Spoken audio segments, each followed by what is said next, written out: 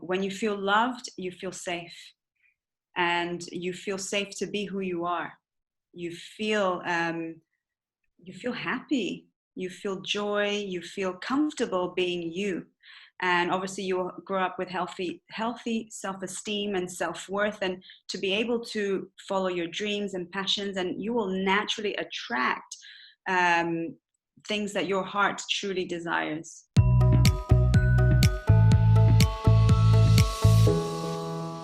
Welcome to yourbrilliance.com. I'm your host, Amy Waterman. Raise your hand if you've ever found yourself hustling for love. Have you ever twisted yourself into a pretzel trying to become the perfect woman? Right? We've all done that, right? Because love feels so good that we're willing to work hard for it. But then, tell me if this has ever happened to you, you get that great relationship with that great guy, and you still don't feel loved. It's like you can't trust it. It's like you've got to keep on hustling to keep on earning his love. So what's going on? You're about to discover the surprising reason we struggle so hard to feel loved. Our guest for today, Melany Oliver, specializes in identifying and releasing the energetic blocks that keep women from attracting their heart's desires. She's the creator of Healing the Broken Heart and Healing Relationship Patterns, and she has over 10 years of experience in helping women heal their broken hearts so that they can love again. Welcome, Melany. Thank you, Amy, for having me. So let's start out with this really big question then. Why do we struggle so hard to feel loved? A big question. Basically, firstly, I believe that we're here to learn about love. We're here to learn how to love and how to receive love. And our first teachers are our parents. And before we are even born, we actually inherit, firstly, their emotional wounds. And so we have to consider that. And secondly, we learn to love based on how they treat us and also how they relate to each other. And based on that, that is how we relate to ourselves. So there are many layers in terms of why we feel that we have to hustle for love, basically. So that is really interesting because we don't often think, we learned a lot of things from our parents. We learned about values, we learned about the world, but we don't often think that we learned about love. Sometimes we think that our education about love started maybe in our teenage years with those very first relationships. So you said that our parents actually teach us about love. How does that actually work? Like, it's not like they sit down and they say, okay, this is what love is. How do we absorb those lessons? So basically it all gets absorbed emotionally. And this is the distinction I want to make, because a lot of people, they think that they were loved because they had a good upbringing, they went to the best schools, their parents, gave them everything. So on the outside, it looks like they were loved. But on an emotional level, they didn't feel connected to their parents' heart because of the emotional wounds, perhaps, that their parents carry. They weren't able to give them love, and therefore they didn't feel loved. Does that make sense? Yeah, so I want to know then, so it's often easier to kind of think about what, in the ideal world then, with parents who were able to give us everything we needed, what does it actually feel to have grown up knowing that you are both loved and lovable? I think the number one thing is that you feel safe.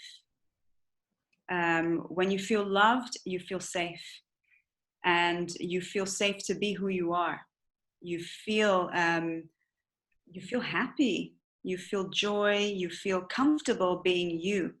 And obviously you will grow up with healthy self-esteem and self-worth, and to be able to follow your dreams and passions, and you will naturally attract things that your heart truly desires. So then on the flip side then, what happens, how do you feel if you don't have that emotional foundation? Like, how would somebody really know that this was an issue for them? So you, firstly, as I mentioned, you don't feel safe, which translates as you feel insecure. So you don't trust yourself, right? You don't love yourself. You hate yourself, basically, and you start to sabotage yourself. You're self-critical. Obviously, you search unconsciously for toxic relationships to prove that you are lovable, but that's only what you learned emotionally throughout your childhood. So that's the basics. Obviously, this plays out in so many different ways, not just in relationships. It can play out in your health. It can play out in your career and money. It can play out, and so many different ways, different aspects of your life, not just relationships. It feels like there's then a lot of weight onto our childhoods. Like it almost feels like maybe that's too much weight to put on our childhoods, because surely we grew up, we made our own choices, we have our own life. It seems like we should be able to at some point say, right, childhood's over, those influences are over, now we're living our own life and we're not influenced by that anymore. Does that work? It's only over when your law of attraction changes.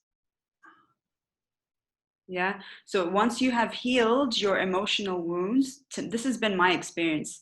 That's when I know that or at least that's when you can know that you've truly healed, or when you no longer react emotionally to a situation or a person or circumstances, and you feel at peace with your past and what is.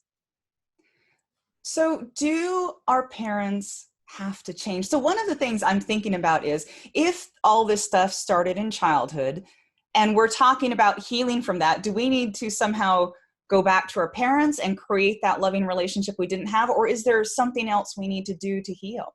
With regards to our parents and emotional wounds that maybe we took on from them, or that we experienced throughout our childhood with them, you don't necessarily have to have your parents to love you and heal that relationship in order to heal the pattern.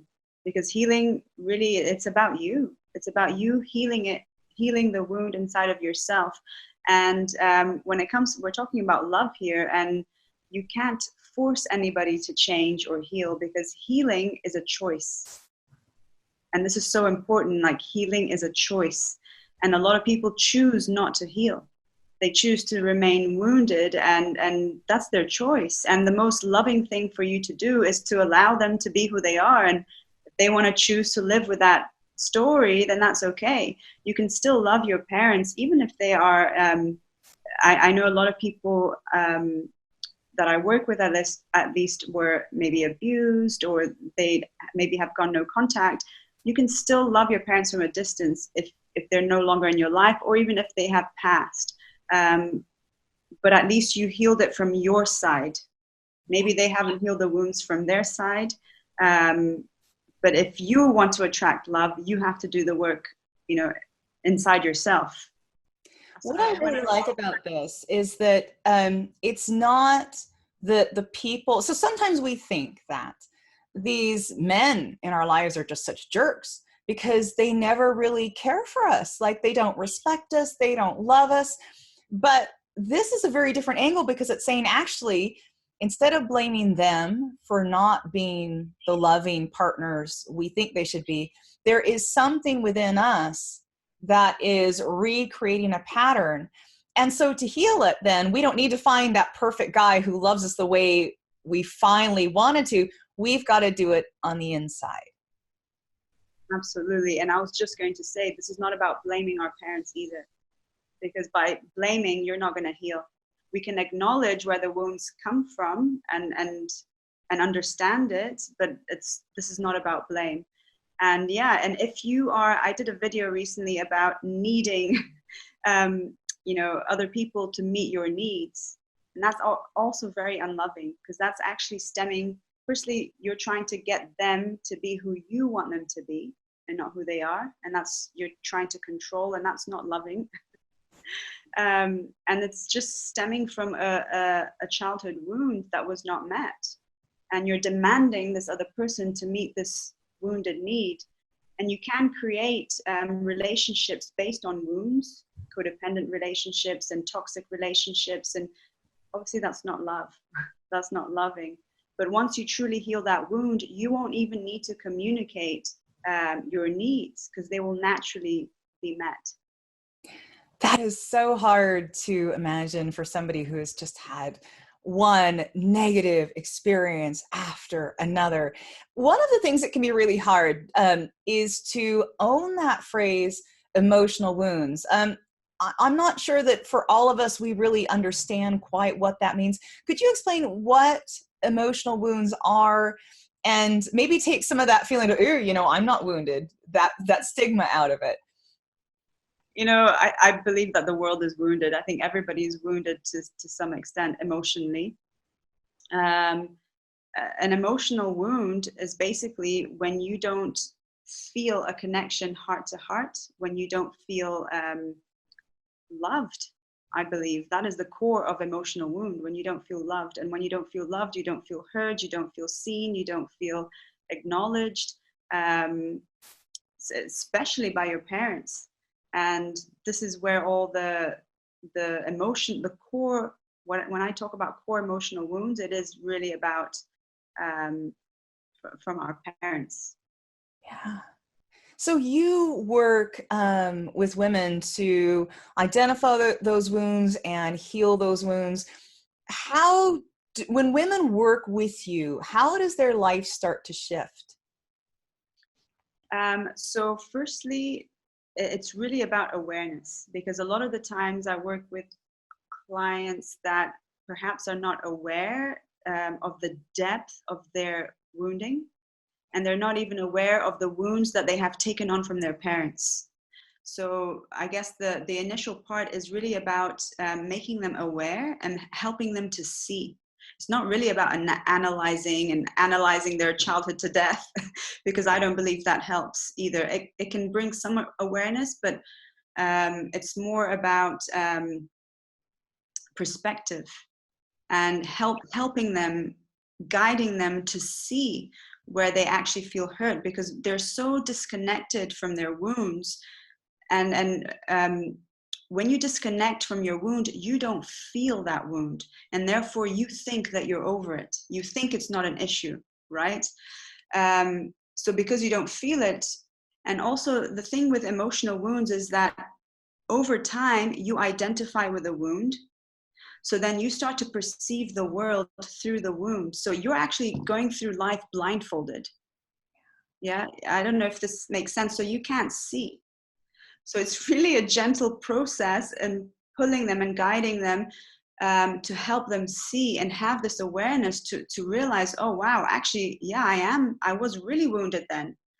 Because very often what tends to happen as well is, because they have internalized the emotional wound, they start to treat themselves the way they were treated, and re-traumatize themselves, and they don't know what they're doing to themselves. This could go really deep. I wish we had like 3 hours to discuss this, but anyway. No, that's good. So I have one more question with regards to that. For some people, this is going to sound too much like identifying as a victim. How would you address that? Yeah, and this is one of the points that I always make to some of my clients who say they've done a lot of processing work, but when I actually connect to their heart and when I feel their emotions, I can feel that they haven't even scratched the surface. And we were all victimized at some point, and it's really not about identify with the victim and the why this happened to me, but accepting that it did, and that's okay. And when you cry from the place of the victim, that's when you get stuck in the victim mentality, in the victim mode, and you can cry like that for the rest of your life and nothing's going to change. But when you really grieve from your heart, from a place of true acceptance and healing, you're not a victim. You're just accepting the reality of what happened. You're accepting the truth, but you're not blaming anyone either. Yeah.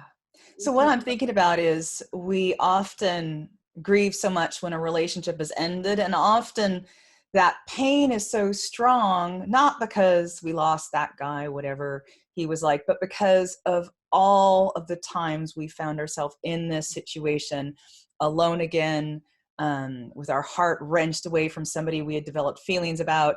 And so the pain can sometimes feel worse as we go through all these failed relationships. And am I right that every single relationship that didn't work out, that also contributes to that pattern of feeling unloved and unlovable? You're just reading my mind. I was going to say, and every time you cry from this place of a victim, where you're not accepting the reality of what is happening now or what happened, you reinforce the emotional wound, and the wound actually gets bigger. So that's why a lot of the times when people come to healing, they feel overwhelmed, because you have to go through all of the layers and really break down that belief. And yeah, it depends on how often, how much you've repeated this pattern and how much you've reinforced it emotionally throughout your life. So what I'm hearing too is that this is not something that you just want to allow to continue, because it doesn't get better unless you do the work. Correct. It gets worse. So you need to start now. And you work with women all over the world. You offer personal coaching, you offer retreats, you've got a ton of resources, I know. Yeah, I work mainly on Zoom. And obviously the workshops I do in person here in Dubai and all over the world.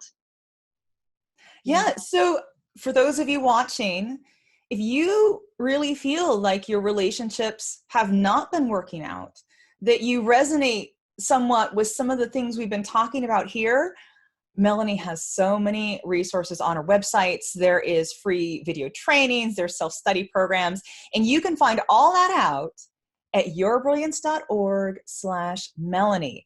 That's yourbrilliance.org/MELANY. Thank you, Melany, so much for coming onto the show. And I wondered if you had any last message you would like to leave our viewers with.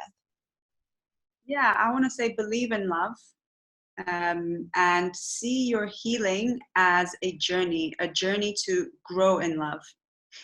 Fantastic. Thank you so much. And thank you out there for watching. Now, did you have any aha moments or anything in this video that really, really resonated with you?